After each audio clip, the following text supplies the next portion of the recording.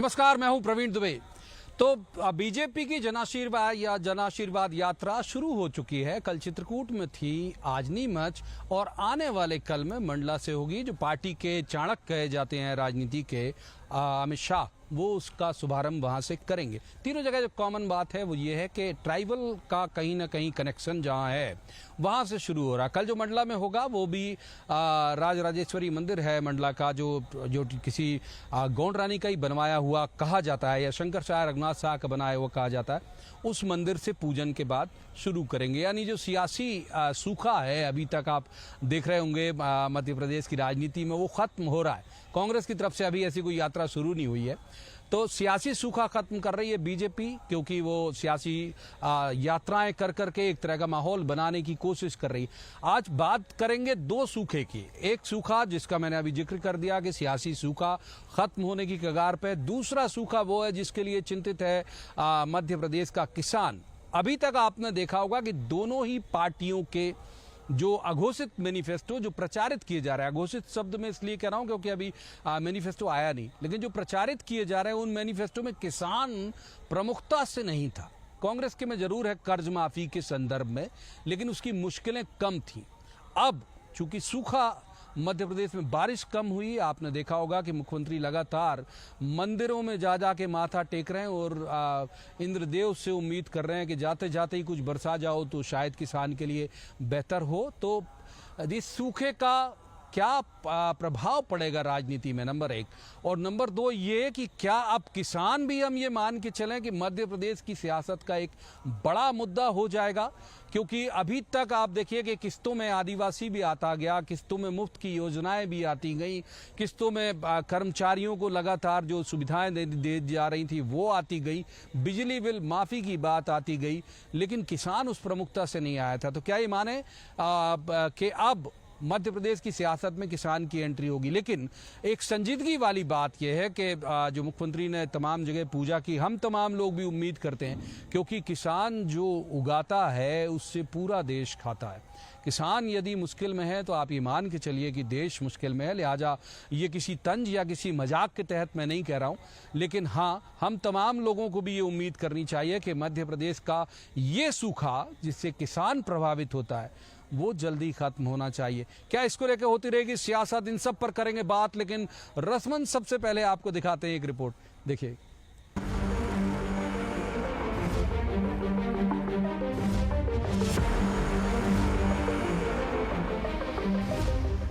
जमीन जल चुकी है, आसमान बाकी है, सूखे कुएं तुम्हारा इम्तिहान बाकी है।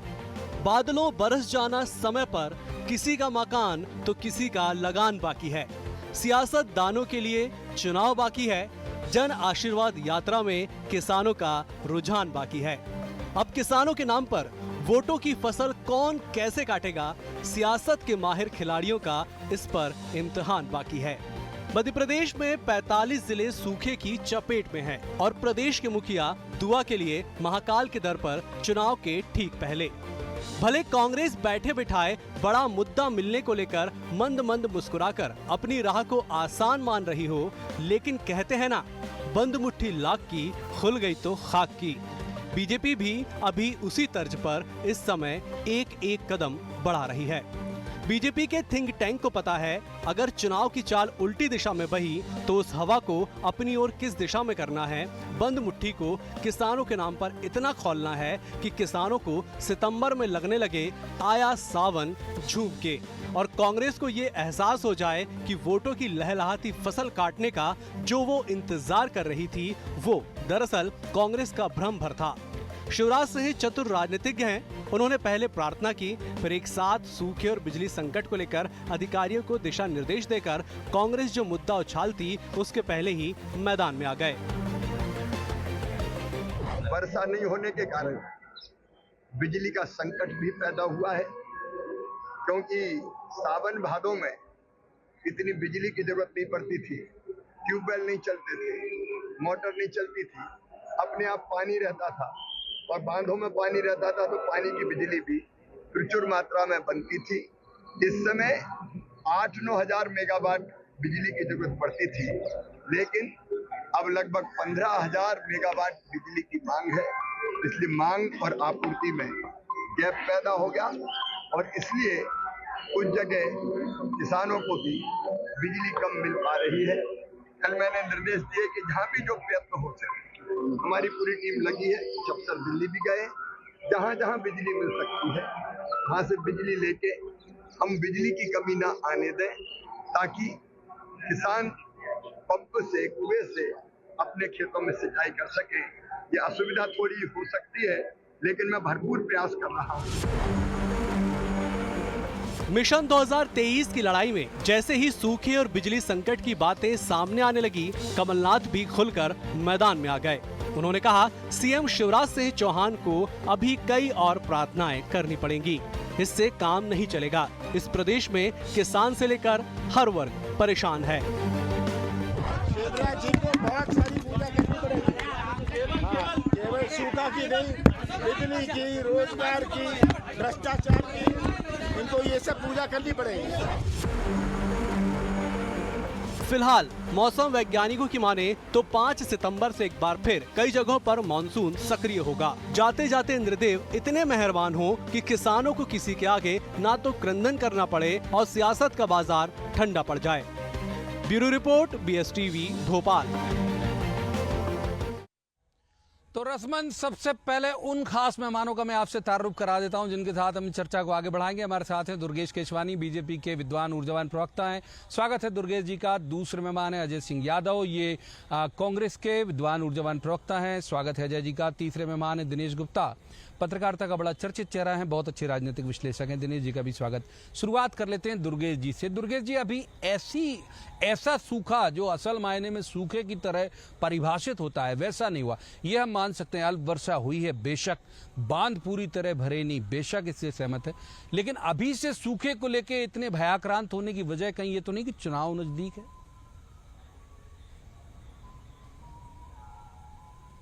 चुनाव के दृष्टिगत रखते हुए नहीं करना, हम पूर्व में ही अगर सचेत हो जाएंगे। आज देखेंगे जिस तरह से बिजली की डिमांड बढ़ रही है, सब चीजें, उसके लिए माननीय मुख्यमंत्री ने कल एक हाई लेवल मीटिंग की थी और निश्चित रूप से कि सिंचाई प्रॉपर हो जाए, अन्न, जैसा आपने अपनी बात में कहा कि जब तक किसान अन्न नहीं पैदा करेगा तो कोई खा नहीं पाएगा, तो निश्चित रूप से पूरा देश उस पर, पूरा सृष्टि उस पर निर्भर है।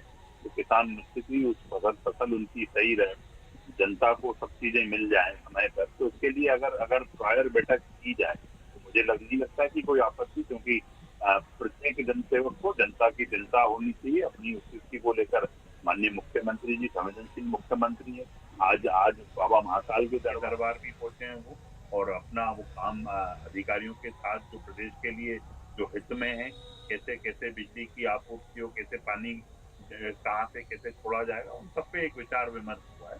सिंचाई प्रॉपर हो पाए, अन्नदाता को कोई तकलीफ न हो, किसानों को कोई तकलीफ न हो, और उसके साथ साथ उन्होंने आज बाबा महाकाल के दरबार में हाजिरी लगाई है कि हे प्रभु आप कृपा करो। अगर उनकी राम राजा के दरबार में भी लगाई है जी, पूरी सृष्टि उनसे चल रही है, और भगवान श्री राम तो हमारे रग रग में, रोम रोम में, और निश्चित ही आराध्य हैं, हमारे आराधना के केंद्र बिंदु भी हैं। तो निश्चित ही सब जगह हम भगवान से, सृष्टि चलाने वाला ही वो है, हम तो उसको ही मानते हैं, पूरी सृष्टि उन्हीं के उस पे चल रही है। तो भगवान को भी प्रसन्न करने का काम, की तरफ से अर्जी लगाने का काम भी माननीय मुख्यमंत्री जी ने किया है। ठीक है, अजय जी को इन कर लेते हैं। अजय जी, हालांकि मुझे कहना नहीं चाहिए, थोड़ा सा सुनने में विकृत लगता है, लेकिन चूंकि सियासत में लोग माइलेज लेते हैं, लिहाजा मेरी मजबूरी है, मैं उच्चारित करूंगा कि आपको तो आप गदगद हो रहे होंगे कि चलो एक बहुत बड़ा मुद्दा मिला, अब इस मामले में सरकार को घेरा जा सकता है। देखिए प्रवीण जी, मध्य प्रदेश के किसानों के साथ कांग्रेस पार्टी खड़ी है और हम सभी लोग प्रार्थना करते हैं कि किसी तरह से पानी की उपलब्धता हो जाए और किसानों की फसलें नष्ट होने से बच जाए। कांग्रेस पार्टी इस तरह की राजनीति नहीं करती है, लेकिन भाजपा के नेता इतने गंभीर विषय पे राजनीतिक प्रोपोगेंडा कर रहे हैं, प्रचार प्रसार के लिए इवेंट कर रहे हैं। मेरा पूछना यह है कि जब खरीफ की फसलें नष्ट होने की तरफ हैं तो सरकार उन फसलों को बचाने के लिए क्या कदम उठा रही है? विभिन्न जलाशयों में पानी छोड़ने की व्यवस्था क्यों नहीं करते हैं, जिससे कि कुछ फसलों को राहत मिल सके और किसानों को राहत मिल जाए। साथ ही बिजली की उपलब्धता किसानों को बढ़ाई जाए, ताकि कुएं ट्यूबवेल के माध्यम से वो सिंचाई करके कम से कम अपनी इस फसल को बचा सकें। लेकिन सरकार इस दिशा में कोई कदम नहीं उठा रही है। ऐसा काम कर रहे हैं जिससे केवल प्रचार प्रसार हो, इवेंट बने, राजनीतिक कार्यक्रम बने, जो कि दुर्भाग्यपूर्ण है। बेहद गंभीर विषय पे प्रदेश की सरकार को किसानों करना की क्या मदद चाहिए करना सरकार को? मैंने प्रवीण जी आपसे कहा कि मध्य प्रदेश में बहुत सारे जलाशय हैं जिनमें केवल रबी की फसलों में पानी छोड़ा जाता है। अगर खरीफ की फसलों में भी कुछ पानी दिया जाएगा तो बड़े पैमाने पे फसलों को बचाया जा सकता है, और किसान विभिन्न स्तर पे इसकी ठीक मांग है। कर रहे हैं, लेकिन ठीक है, सरकार बढ़ कोई गया। कदम नहीं उठा पहले रही है। सवाल में दिनेश जी को इनका लेते। दिनेश जी, अभी तक जैसे मैंने कहा बात की शुरुआत में कि अभी तक ऐसे प्रोमिनेंटली जो है ना किसान नहीं था एजेंडे में, हम सब देख ही रहे थे लगातार। अब आपको लगता है किसान की एंट्री हुई और किसान के बहाने सियासत और बढ़ जाएगी? नहीं, देखिए प्रवीण जी, जो किसान जो है वो अचानक आ गया। देखिए मौसम पर किसी का कोई जोर तो है नहीं, कोई ये राजनीतिक किसी कोई प्लान तरीके से नहीं आया है कि हमको जो है सितंबर में बारिश नहीं होगी तो इस तरह की चीज़ करना है। लेकिन बारिश नहीं हुई ये गंभीर तो है ही। हम देख रहे हैं कि कई जो जलाशय हैं उनको अभी पानी दे रहे हैं पहली बार। तबा का ही आप उदाहरण है, पहले तबा का पानी नहीं देते थे वो, लेकिन इस बार तो तबा का भी उपयोग कर रहे हैं। तो बहुत सारे जगह पर जहाँ फसल को पानी की आवश्यकता है वो तो एक है ही। जो सबसे बड़ी समस्या सूखे के साथ जो अब आ रही है, जिससे किसान को ज़्यादा संघर्ष करना है, वो है बिजली की समस्या। बिजली यदि नहीं मिली लोगों को, आप पानी जलाशय से छोड़ भी दें, नहरों में पानी भी चला जाए जो आपके पास स्टोरेज है, क्योंकि पिछले साल बहुत अच्छी बारिश हुई थी। आप याद करिए कि पिछले साल तो सारे जलाशय बिल्कुल लबालब थे, और अभी भी जो आपको दिख रहा है कि स्टोरेज है कुछ भी, तो वो पिछले साल की बारिश के कारण है। तो जो बिजली का संकट है, क्योंकि हाइडल नहीं चल रहे हैं आपके पास। मुख्यमंत्री जी ने खुद कहा कि वो बिजली के लिए कोशिश कर रहे हैं कि कुछ एडिशनल बिजली मिल जाए, 10 रुपये यूनिट में भी मिलेगी तो हम ले लेंगे। तो यहाँ क्या है, जब ये बिजली सिंचाई ये जब सामने सरकार के खड़े हुए हैं, तो बहुत सारे जो सवालात हैं जो विपक्ष को एक मौका देते हैं कि आप पिछले 20 साल में जिन चीज़ों का दावा करते थे कि सरप्लस बिजली है, सिंचाई के साधन बढ़ गए हैं, कोई किसानों को किसी चीज़ की कमी नहीं आएगी, वो जरूर राजनीति का इशू बनेंगे। और ये विपक्ष के लिए एक तरह से जो है ये पूरा जो मामला है वो एक लॉटरी खुलने जैसा ही है। सरकार के लिए तो चुनौती है, और निश्चित तौर पर उनकी चिंता ये बढ़ेगी, क्योंकि उन्होंने बहुत सारी कोशिशें की हैं। क्योंकि यदि इस तरह के मौके पर जरा भी कोई व्यवस्था बिगड़ती है, किसानों को यदि गाँव में पानी नहीं मिलता, बिजली नहीं मिलता, तो आप देखिए ना कि किस तरह से आप चाहे लाडली बहना में कोई पैसा दिया हो या किसानों को सम्मान निधि दी हो, वो टिकेगा नहीं। जो तात्कालिक जो मुद्दा होगा, जो हमेशा चुनाव में बहुत महत्वपूर्ण हो जाता है। दुर्गेश जी को इनका लेते हैं। दुर्गेश जी, ये किसानों को लेके फिक्रमंद आपको होना इसलिए भी जरूरी है कि बहुत जल्दी चुनाव है, हम चुनाव के मुहाने पे खड़े हैं। और मैं सहमत हूं दिनेश जी की बात से कि जो भी पूर्व में किया होगा सब किया धरा आपका पानी में मिल जाएगा, कम पानी की गिरने वाले पानी में।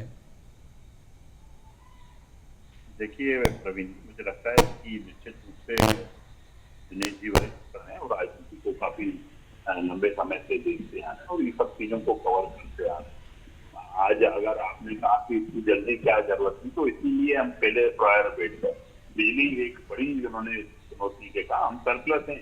आज आप हालत देखिए, पहले 2003 में जब हमें सरकार मिली थी तो घंटादार प्रदेश था, इन्वर्टरों की फैक्ट्रियां लगी हुई थी, सब कुछ की थी, और हमने जैसे ही सरकार संभाली और सरप्लस बिजली आज हम रोशनी में बैठे।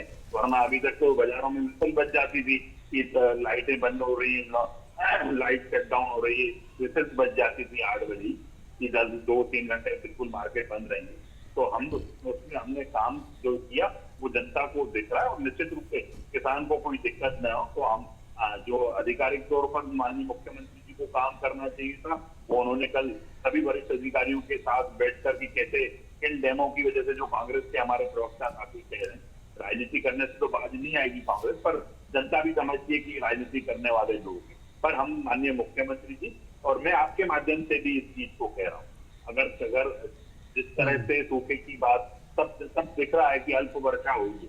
तो उसमें अगर कोई कांग्रेस अगर पॉजिटिव बात कहेगी, जनता के हित की बात कहेगी, तो निश्चित रूप से हमें उसमें भी करने से कोई गुरेज नहीं है, क्योंकि हम तो अपनी जनता के लिए हैं, आठकोर जनता के लिए।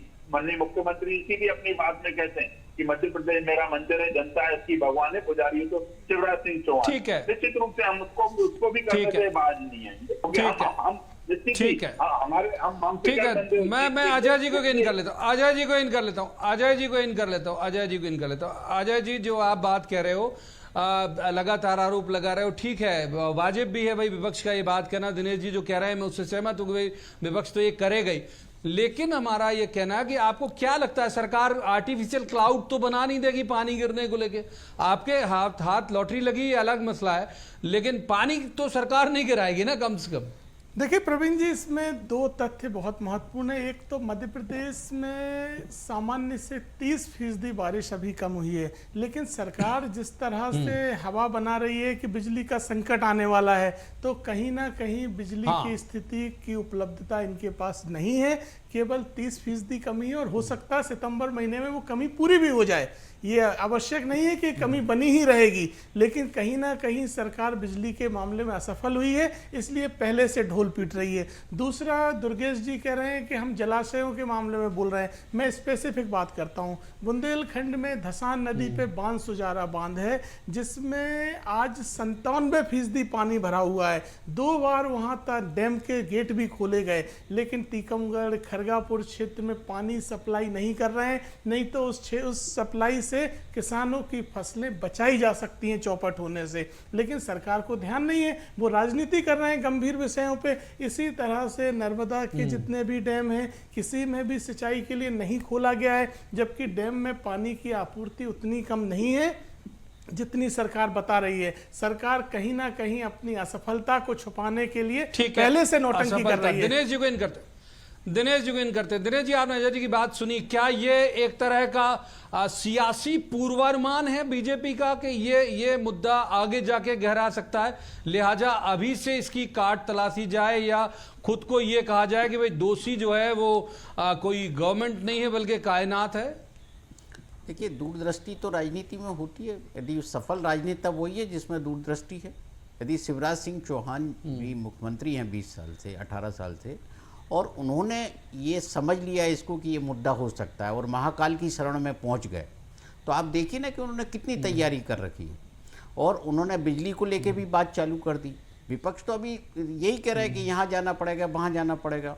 विपक्ष के पास और है क्या भाई? जिसके पास दूरदृष्टि होगी, जो राजनीति में उसे पता होगा कि किन चीज़ों से नुकसान हो सकता है, जिन चीज़ों से नुकसान होता है, यदि उनको पहले से रिपेयर कर लिया जाए तो क्या बुराई है?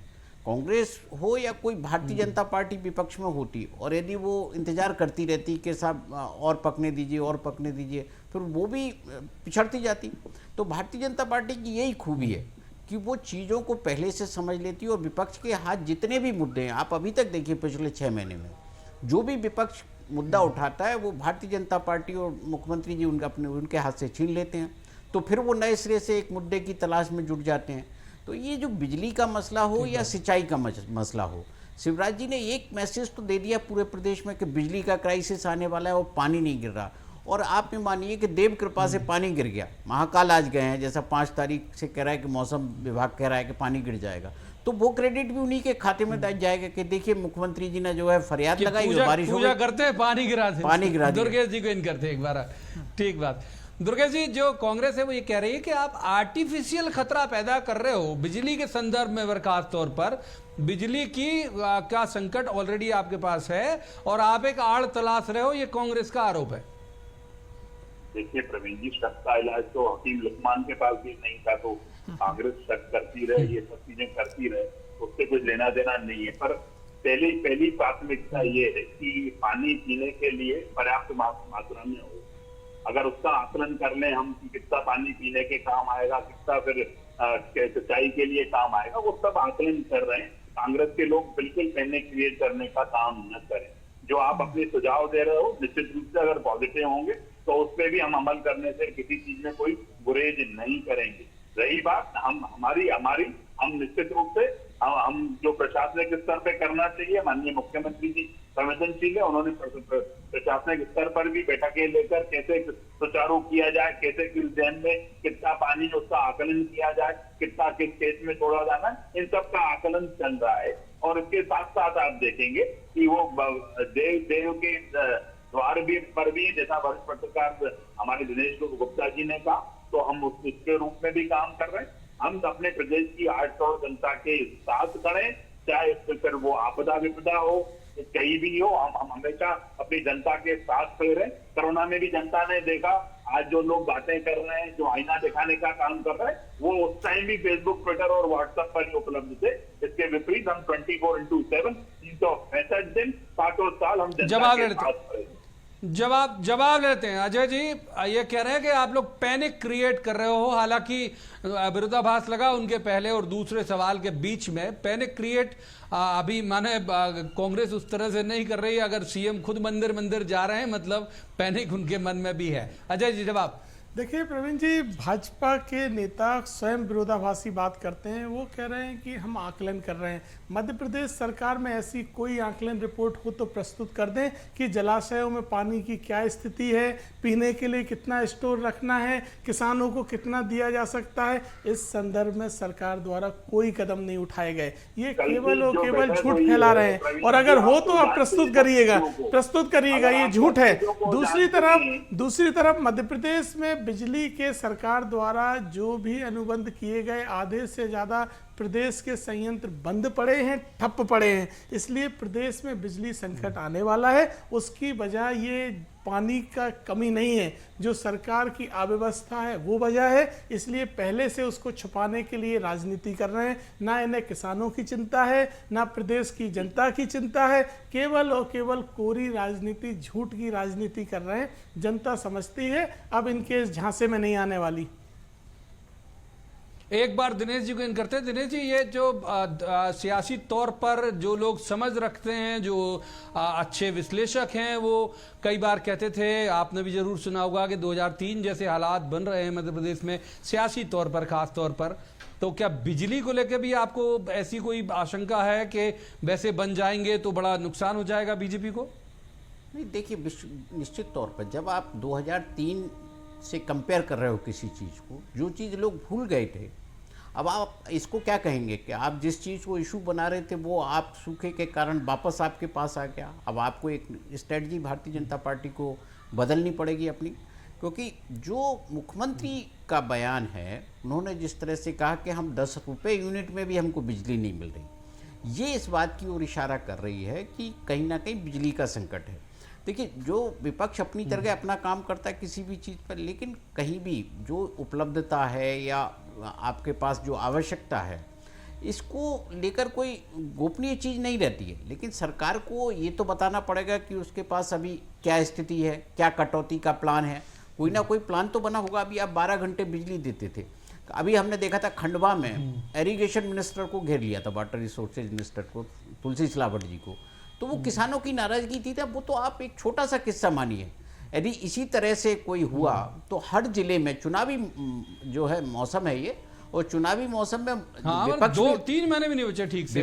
विपक्ष भी मंत्री होंगे या सत्ताधारी दल के जो लोग होंगे, उनका घेराव करेगी, किसानों को लेके जाएगी, तो ये सब तो होगा। तो जो स्थितियां हैं, इसलिए मुख्यमंत्री जी खुद इसको देख रहे हैं ना कि हमको आज यदि बिजली का इंतजाम हो जाए, दुर्गेश जी छोटा जवाब ले लेते हैं। दुर्गेश जी छोटा जवाब कि क्या किस तरह के आपके पास तैयारियां हैं, और ये जो जन आशीर्वाद यात्रा निकल रही है और उसको घेरने वेरने की गुंजाइश तो नहीं बन जाएगी जैसे वहां बन गई? और नंबर 2, क्या कटौती को लेके भी लोगों को तैयार रहना चाहिए एमपी में? देखिए, निश्चित रूप से जो कल बैठक हुई है, वो आप प्रशासनिक जो हलचल होती है, आप खुद इस चीजों पे एक दृष्टि रखते हैं, उन चीजों को समझते हैं। और कल जिस तरह से हाई लेवल मीटिंग हुई है, उसमें पानी की, पीने की चिंता, ऑडिट जो बात की, हमारे कांग्रेस के प्रवक्ता जो आरोप लगाने से बाहर नहीं आ रहे हैं, ये आरोप लगाने का काम करते हैं।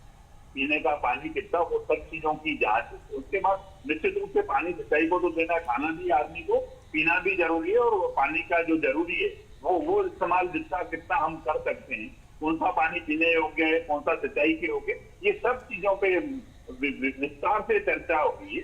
निश्चित ही उन अधिकारियों ठीक है। के तहत जो ठीक है, मैं जाता अजय जी के पास, लेकिन माफ कीजिए वक्त प्रवीण जी, इससे विस्तार ज्यादा से आगे चर्चा जाने की के बाद इजाजत कोई नहीं कदम देता उठाते? मुझे अजय जी माफ कीजिए, यहीं पर तीनों मेहमानों का शुक्रिया अदा करना पड़ेगा। बहुत बहुत धन्यवाद आपका इस चर्चा में शामिल होने के लिए। जिस नोट के साथ मैंने बात की शुरुआत की थी उसी के साथ खत्म करूंगा भी कि ठीक है, सियासत चलती रहनी चाहिए, जिसके जो मुद्दे हों वो आरोप लगाते रहे, सामने वाला जवाब देते रहे, लेकिन फिर भी किसान का हित नहीं होना चाहिए। किसान के साथ कम से कम ईश्वर को अगर अभी उसकी अनुकंपा कुछ बाकी है तो बरसा देना चाहिए। आज की इस चर्चा में इतना ही। कल किसी खास मसले पर खास पैनल के साथ बैठकर कहेंगे जवाब तो देना होगा। आप देखते रहिए BSTV।